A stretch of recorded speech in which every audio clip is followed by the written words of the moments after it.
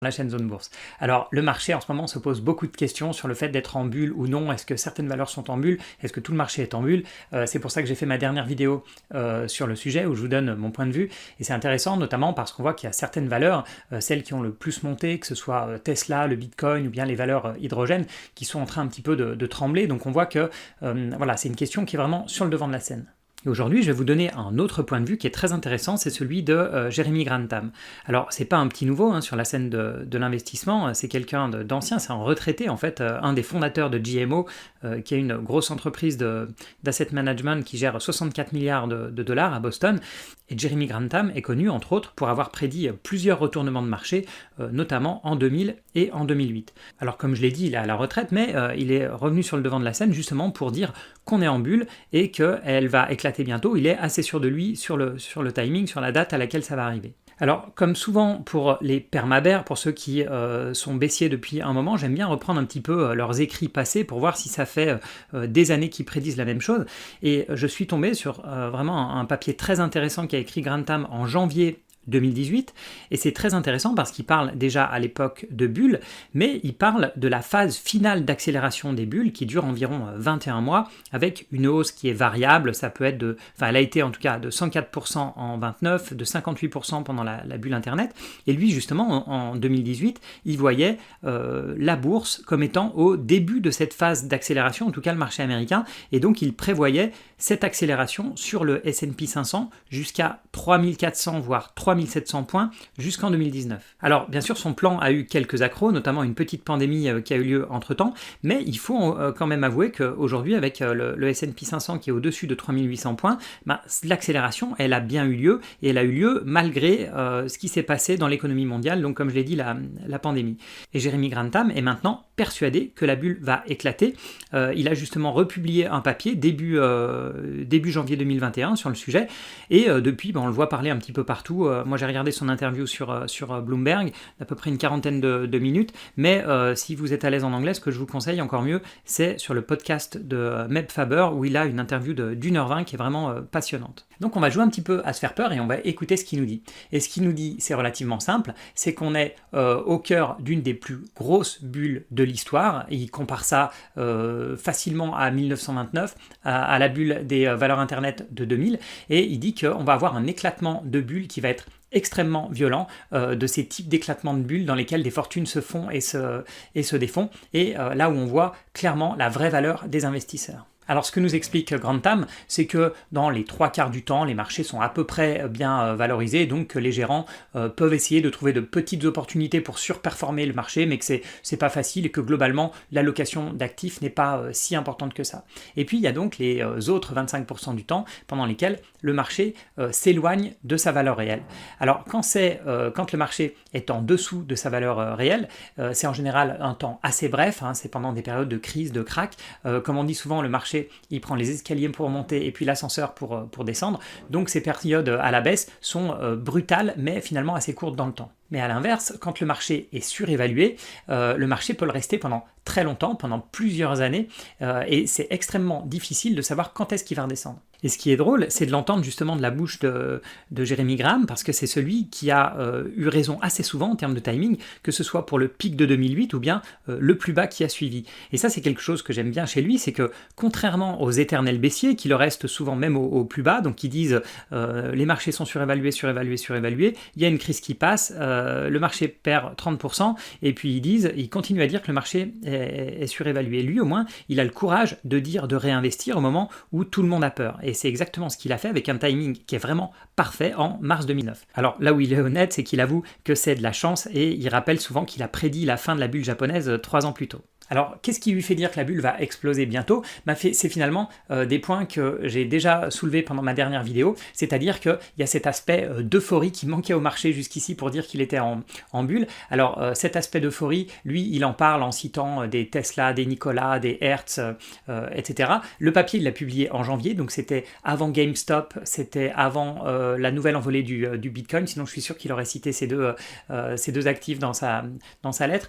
Donc lui, il cite les options intentions d'achat qui n'ont jamais été autant traitées par les particuliers, etc. Il cite aussi le Buffett Indicator, même si ça pour moi, je l'ai déjà expliqué, c'est un indice qu'il ne faut pas utiliser pendant cette période actuelle de la crise Covid. Mais bon, bref, là où je suis assez d'accord avec lui, c'est que cet aspect euphorique, ça commence à nous faire penser qu'on passe d'un marché surévalué à un marché en bulle. Et il nous explique que quand il parle avec d'autres investisseurs, ceux qui sont persuadés que ça va continuer à monter, ou en tout cas rester à ces niveaux-là, leur principal argument, c'est le fait que l'afflux monétaire des banques centrales va continuer et que les taux vont rester très bas. Et lui, son point, c'est de dire que imaginez qu'une situation aberrante du type des taux négatifs ou bien d'énormes afflux monétaires comme on voit en ce moment, donc imaginez qu'une situation de ce type-là va durer presque éternellement, c'est un leurre. Et de la même manière, on pensait en 1929 que la bourse avait atteint un haut plateau permanent, c'est ce qui se disait à l'époque, ou bien dans les années 2000, au début des années 2000, ou fin des années 90, on pensait que les modèles de valorisation basés sur les résultats ne servaient à rien et on était prêt à payer des fortunes pour des boîtes qui ne gagnaient pas d'argent. Et je rappelle, le Nasdaq a quand même perdu 82% de sa valeur, 82% lors de l'éclatement de la bulle Internet. Et ce qui est drôle, c'est que quand on demande à Grantham un exemple de bulle, enfin un exemple de pourquoi est-ce qu'on est en bulle, il cite une valeur sur laquelle il a personnellement gagné 200 millions de dollars très récemment. Il rappelle que cette entreprise, elle n'a toujours pas produit une seule batterie, elle a zéro chiffre d'affaires, zéro résultat, qu'elle ne va pas produire de batterie avant des années, et pourtant elle a été à un moment valorisée plus que General Motors ou Panasonic. Et pour lui, ça reste un des meilleurs signes de bulle, même si, comme je l'ai dit, il en a énormément profité. Alors, qu'est-ce qu'il faut faire quand on lui demande est-ce qu'il faut tout vendre, Grantham, il répond que ça peut être une solution, que ce serait probablement profitable, mais qu'il y a d'autres moyens, notamment du côté des valeurs des côtés, qu'on appelle les valeurs value, qui elles ne sont pas en bulle. On a un écart entre les valeurs value et les valeurs de croissance, les valeurs growth qui est vraiment énorme. Je vous mets à l'écran donc l'exemple sur l'Europe, mais c'est vrai un peu partout dans le monde. Et comme de son côté, il croit aussi que les marchés émergents ont encore sont sous-évalués par rapport au marché des pays les plus développés, ce qu'il joue, c'est le croisement des deux, c'est-à-dire que pour lui, le placement le plus intéressant, il est du côté des valeurs des côtés dans les pays émergents. Alors, je vous l'accorde, Grantham, il a une vue plutôt extrême. Déjà sur l'amplitude, parce qu'il dit qu'on est dans une des bulles les plus énormes qui ait jamais eu lieu, et ensuite sur le timing, parce qu'il est persuadé que c'est plus une question de mois que d'années. Donc c'est vrai que moi j'aime bien quand j'ai des vues extrêmes comme ça, mais même si je suis d'accord avec une partie de ces arguments, contrebalancés avec d'autres vues. Et ce que j'ai trouvé intéressant, c'est Ray Dalio qui a publié lundi de cette semaine sur LinkedIn un papier. Donc Ray Dalio, je vous le rappelle, c'est le gérant de Bridgewater, l'un des plus gros hedge funds du monde.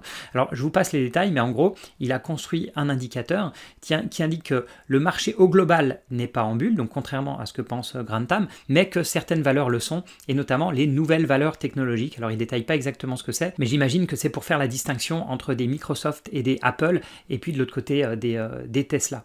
Alors pour moi, c'était important de vous montrer ce que pensait Jeremy Grantham, parce que j'ai l'habitude de vous dire qu'il ne faut pas trop écouter les vendeurs de peur, ceux qui sont tout le temps baissiers. Mais le gros avantage de Jeremy Grantham, c'est qu'il a eu raison dans le passé, la première chose. Ensuite, comme je l'ai expliqué, début 2018, il a bien senti la période de 2-3 ans qui s'est passée plus tard, c'est-à-dire cette accélération sur la plupart des valeurs, mais surtout les valeurs américaines, notamment les valeurs technologiques, mais sur le S&P 500 au global. Et donc je trouve intéressant de l'écouter, tirer la sonnette d'alarme aujourd'hui, et en tout cas les arguments qu'il a pour tirer la sonnette d'alarme. C'est des arguments que je partage, c'est cette, comme je le répète, c'est cette notion d'euphorie, de nouvelles personnes qui arrivent en bourse, qui vont sur des produits plus risqués. On entend vraiment les discours d'un nouveau paradigme, les taux vont rester bas pendant extrêmement longtemps, la Fed va continuer à sauver les marchés, etc., etc. Et à chaque fois qu'on entend ce terme de nouveau paradigme, à chaque fois qu'on entend que cette fois-ci c'est différent, c'est là où il y a la petite horloge dans la tête qui dit attention, là c'est quand même des phrases qu'on entend régulièrement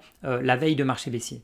Mais là où je ne suis pas forcément d'accord avec lui, c'est sur sa notion de timing, le fait que la crise va forcément arriver dans les mois qui suivent. Parce que je pense que la BCE ou bien la Fed ou encore pas mal de marge de manœuvre, enfin pas mal, on voit qu'elles ont déjà cassé pas mal de seuils psychologiques sur où on pouvait aller en termes de taux ou bien d'argent produit sur le marché. Donc je pense que les banques centrales peuvent encore soutenir plus que Jeremy Grantham le pense. Mais à ce sujet, dans le podcast de Meb Faber, Grantham dit une anecdote assez intéressante en fait. Il dit que pourquoi est-ce que c'est si difficile de trouver les plus hauts du marché ? C'est tout simplement parce que par définition, le plus haut du marché, c'est le jour où les investisseurs, où le monde entier était le plus optimiste. Donc pouvoir dire le jour où tout le monde est le plus optimiste, où les acheteurs sont prêts à payer le plus cher qu'on ait jamais payé, dire que ce jour-là c'est le plus haut du marché, que ça va baisser, c'est quasiment impossible. Et la veille de ce jour-là, ou le lendemain de ce jour-là, on était malgré tout dans des niveaux où l'optimisme était extrêmement proche de son plus haut. Donc j'ai envie de dire, presque par définition, on ne peut pas définir un plus haut à l'avance, on ne peut que le constater après coup, parce que des niveaux de summum d'optimisme, on peut en avoir qui arrivent jour après jour. On a vu dans le passé, on pense être dans un optimisme déjà bien élevé, et puis on a des vaccins qui arrivent, et puis on trouve petit à petit plein de nouvelles raisons de trouver que le monde est génial, et qu'il est rose, et que les taux vont rester bas pendant extrêmement longtemps, et que les banques centrales vont continuer d'inonder le marché de milliards de dollars. Voilà, donc sur la partie timing, je suis vraiment pas d'accord avec lui, mais je suis totalement d'accord avec lui sur le fait qu'il faut être extrêmement prudent en ce moment. Voilà, merci encore de nous écouter sur la chaîne Zone Bourse, et moi je vous dis à bientôt pour d'autres vidéos.